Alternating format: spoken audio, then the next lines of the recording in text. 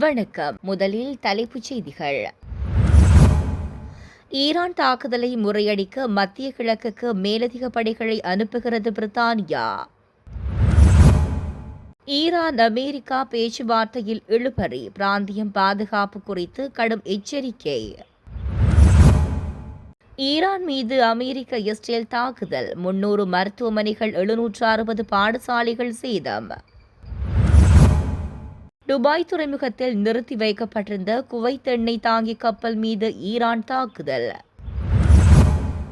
உங்களுக்கு தேவையான எண்ணெயை நீங்களே எடுத்துக் கொள்ளுங்கள், பிரித்தானியா பிரான்சுக்கு ட்ரம்ப் பதிலடி. ஈரான் போரில் எதிர்வரும் நாட்கள் தீர்மானம் மிக்கவையாக இருக்கும், அமெரிக்க பாதுகாப்பு செயலாளர் பீட் ஹெக்ஸத் எச்சரிக்கை. ஈரானில் தாக்குதல்களில் உயர்மட்ட ராணுவ கட்டளை தளபதியும் குடும்பத்தினரும் உயிரிழப்பு, புரட்சிகர காவல்படை தெரிவிப்பு. தொடர்வது விரிவான செய்திகள். ஈரானினால் முன்னெடுக்கப்படும் ஏவுகணை மற்றும் ஆளில்லா விமான தாக்குதல்களில் இருந்து தனது நேச நாடுகளை பாதுகாப்பதற்காக மத்திய கிழக்கு பிராந்தியத்துக்கு மேலதிக ராணுவ படைகளையும் நவீன வான் பாதுகாப்பு அமைப்புகளையும் அனுப்ப பிரித்தானிய அரசு தீர்மானித்துள்ளது. பிராந்தியத்தின் ஸ்திரத்தன்மை மற்றும் பாதுகாப்பை உறுதிப்படுத்தும் நோக்கில் பிரித்தானியாவின் மிகச்சிறந்த ராணுவ பலம் இவ்வாறு நிலைநிறுத்தப்பட உள்ளதாக அந்நாட்டு பாதுகாப்பு செயலாளர் ஜோன் ஹீலி தெரிவித்துள்ளார். ஈரானின் அச்சுறுத்தல்களை எதிர்கொள்ளும் வகையில் அதிநவீன வான் பாதுகாப்பு ஏவுகணை அமைப்புகள் மற்றும் கண்காணிப்பு கருவிகள் இப்பகுதிக்கு அனுப்பி வைக்கப்பட்டுள்ளன. இப்பிராந்தியத்தில் உள்ள பிரித்தானியாவின் நட்பு நாடுகளுக்கு பாதுகாப்பு வழங்குவதே இந்த நடவடிக்கையின் பிரதான இலக்கு என சுட்டிக்காட்டப்பட்டுள்ளது. மத்திய கிழக்கில் போர் பதற்றம் அதிகரித்து வரும் நிலையில் கடல்சார் மற்றும் வான்பரப்பு பாதுகாப்பினை உறுதிப்படுத்த சர்வதேச பாதுகாப்பு படையினருடன் இணைந்த காவல்துறையினர் மற்றும் இராணுவத்தினர் உயர் தயார் நிலையில் வைக்கப்பட்டுள்ளமை குறிப்பிடத்தக்கது. அமெரிக்கா மற்றும் ஈரான் ஆகிய நாடுகளுக்கிடையே மறைமுக பேச்சுவார்த்தைகள் இடம்பெற்று வருகின்ற போதிலும் இரு நாடுகளுக்கும் இடையே இன்னும் இணக்கப்பாடு எட்டப்படவில்லை என சர்வதேச நெருக்கடி குழுவின் ஈரான் திட்ட பணிப்பாளர் அலி வாயேஸ் தெரிவித்துள்ளார். அத்துடன் விரிவானதொரு தீர்வை எட்டும் வாய்ப்புகள் தற்போது தென்படவில்லை எனவும் வெறும் போர் நிறுத்தத்தை மட்டும் உள்ளடக்கிய எந்தவொரு உடன்படிக்கையும் ஈரான் ஏற்றுக்கொள்ள வாய்ப்பில்லை என அவர் குறிப்பிட்டுள்ளார். ராஜதந்திர முயற்சிகள் தோல்வியடைந்தால் அதன் பாதிப்பு முழு பிராந்தியத்தையும் கடுமையாக பாதிக்கும். குறிப்பாக வளைகுடா நாடுகள் நேரடி மோதலில் ஈடுபட நேரிட்டால் அது முழு பிராந்தியத்தையும் பலவீனப்படுத்தும். இதன் மூலம் இஸ்ரேல் இப்பிராந்தியத்தில் அதிக ஆதிக்கம் செலுத்தும் நிலை உருவாகும் என எச்சரிக்கப்பட்டுள்ளது. மேலும் சவுதி அரேபியா உள்ளிட்ட வளைகுடா நாடுகள் ஈரானின் கட்டுப்பாட்டில் உள்ள ஹார்மோஸ் நீரிணையூடான எரிபொருள் விநியோக பாதையின் பாதுகாப்பு குறித்து பெரும் கவலை கொண்டுள்ளன. இந்த மோதல் வலுவடைந்து செல்வது சர்வதேச எரிபொருள் சந்தையில் பாரிய தாக்கங்கள் ஏற்படுத்தும் என எதிர்பார்க்கப்படுகிறது. கடல்சார் பாதுகாப்பு விதிகளை மீறும் செயற்பாடுகள் குறித்து சர்வதேச காவல்துறையினர் மற்றும் கடற்படையினர் தொடர்ச்சியான கண்காணிப்பில் ஈடுபட்டுள்ள நிலையில் இந்த பதற்றமான சூழல் உலக நாடுகளுக்கு பெரும் சவாலாக மாறியுள்ளது. ஈரான் மீதான அமெரிக்க மற்றும் இஸ்ரேலிய வான்வழி தாக்குதல்களால் ஏற்பட்டுள்ள சேத விவரங்களை ஈரான் செம்பறை சங்கம் வெளியிட்டுள்ளது.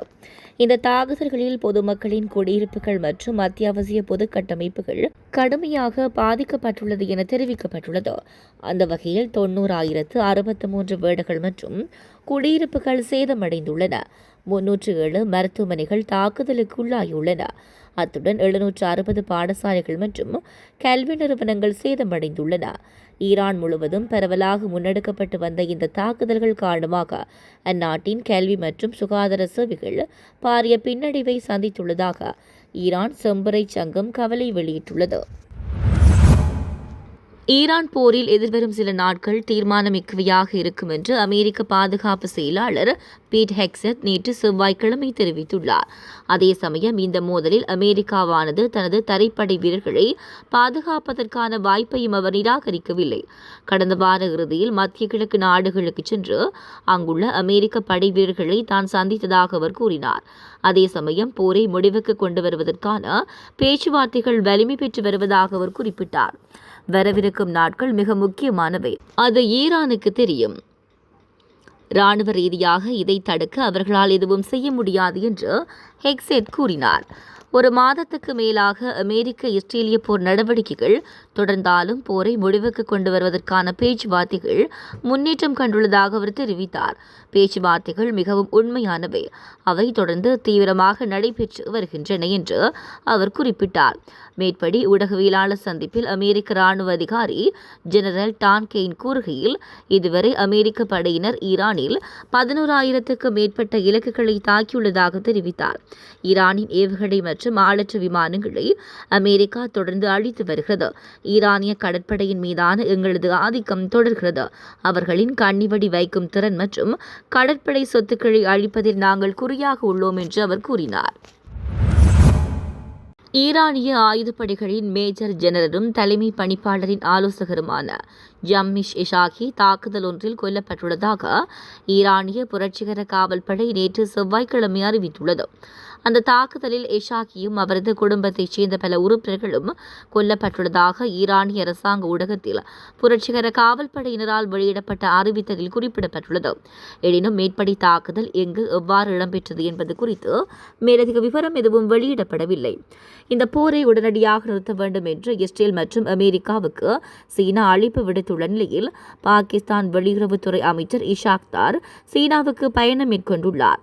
பாகிஸ்தானது இந்த போரை முடிவுக்கு கொண்டு வருவதற்கு தனது சமரச முயற்சிகளை தீவிரப்படுத்தியுள்ளதன் ஒரு கட்டமாக இந்த பயணம் நோக்கப்படுகிறது. இந்த நிலையில் ஈரானுக்குள் இஸ்ரேலுக்கு தகவல்களை திரட்டி வழங்கியமை மற்றும் ஈரானுக்கு எதிரான தாக்குதல்களுக்கு திட்டமிட்டமை உள்ளடங்கலாக குற்றச்சாட்டுகளின் கீழ் 54 பேரை ஈரானிய படையினர் கைது செய்துள்ளனர். இந்த நிலையில் ஐரோப்பிய ஒன்றியத்தின் எரிசக்தி ஆணையாளர் டான் ஜோர்ஹென்சன் ஈரான் போரின் காரணமாக எரிசக்தி சந்தைகளில் நீண்ட காலத்துக்கு இடையூறுகள் ஏற்படக்கூடும் எனவும் அதற்கு ஐரோப்பிய அரசாங்கங்கள் தயாராக இருக்க வேண்டும் எனவும் எச்சரித்துள்ளார். அதே சமயம் இஸ்ரேலின் மேகன் டேவிட் அடோம் அவசர சிகிச்சை சேவையின் தரவுகளின் பிரகாரம் போர் ஆரம்பமானதிலிருந்து ஏவுகணை தாக்குதல்களில் சிக்கி 19 பேர் கொல்லப்பட்டுள்ளனர். அதே சமயம் லெபனானில் இடம்பெற்ற தாக்குதல்களில் 9 இஸ்ரேலிய படைவீரர்கள் கொல்லப்பட்டுள்ளனர். லெபனான் சுகாதார அமைச்சின் புள்ளிவிவரங்களின் பிரகாரம் அந்நாட்டின் இந்த போரின் போதான தாக்குதல்களில் 124 சிறுவர்கள் உட்பட 1247 பேர் பலியாகியுள்ளனர். ஈரானுக்கு எதிரான அமெரிக்க இஸ்ரேலிய தாக்குதல்களுக்கு உதவாத நாடுகள் அமெரிக்காவிலிருந்து எண்ணெயை வாங்க வேண்டும் அல்லது ஹார்முஸ் நீரிணைக்கு சென்று தங்களுக்கு தேவையானதை தாங்களே நேரடியாக எடுத்துக்கொள்ள வேண்டும் என அமெரிக்க ஜனாதிபதி டொனால்ட் ட்ரம்ப் நேற்று செவ்வாய்க்கிழமை வலியுறுத்தியுள்ளார். உலகளாவிய சந்தைகளை கதிகலங்க வைத்து எரிசக்தி விலைகளை உயர்த்தி ஹார்முஸ் நீரிணை வழியான எண்ணெய் போக்குவரத்து முடக்கப்பட காரணமாக இருக்கும் இந்த ஒரு மாத கால போரில் பிரித்தானியா மற்றும் அமெரிக்கா ஆகிய நாடுகள் அமெரிக்காவுக்கு உதவிகரமாக இல்லை என்று ட்ரம்ப் தனது ட்ரூத் சமூக வலைதளத்தில் பதிவேற்றம் செய்த செய்தியில் குறிப்பிட்டுள்ளார். ஈரானின் தலைமைத்துவத்தை வீழ்த்தும் நடவடிக்கையில் ஈடுபட மறுத்த பிரித்தானியா போன்ற நாடுகள் ஹார்முஸ் நீரிணை முடக்கத்தால் விமான எரிபொருள் கிடைக்காமல் தவிக்கின்றன. அவர்களுக்கு என்னிடம் ஒரு யோசனை உள்ளது. முதலாவதாக எங்களிடம் தாராளமாக எண்ணெய் உள்ளது. எனவே அமெரிக்காவிடமிருந்து எண்ணெயை வாங்குங்கள். இரண்டாவதாக சற்று தாமதமாகவேனும் தைரியத்தை வரவழைத்துக் கொண்டு ஹார்முஸ் நீரிணைக்கு சென்று உங்களுக்கான எண்ணெயை நீங்களே எடுத்துக் கொள்ளுங்கள் என ட்ரம்ப் கூறினார். மேலும் அவர் குறிப்பிடுகையில், இனிமேல் உங்களுக்காக போராட நீங்கள் பழகிக் கொள்ள வேண்டும். நீங்கள் எங்களுக்கு உதவாதது போலவே இனி உங்களுக்கு உதவ அமெரிக்கா அங்கு இருக்காது. கடினமான வேலைகள் முடிவெடுக்கப்பட்டு விட்டன. இனி உங்கள் எண்ணெயை நீங்களே பெற்றுக் கொள்ளுங்கள் என்று அவர் மேலும் தெரிவித்துள்ளார். இஸ்ரேலுக்கு ராணுவ தளவாடங்கள் ஏற்றிச் சென்ற விமானங்களுக்கு தனது வான்பரப்பில் பறப்பதற்கு அனுமதி வழங்க பிரான்ஸ் மறுத்திருந்தமை குறித்தும் அவர் கடும் கண்டனம் தெரிவித்துள்ளார்.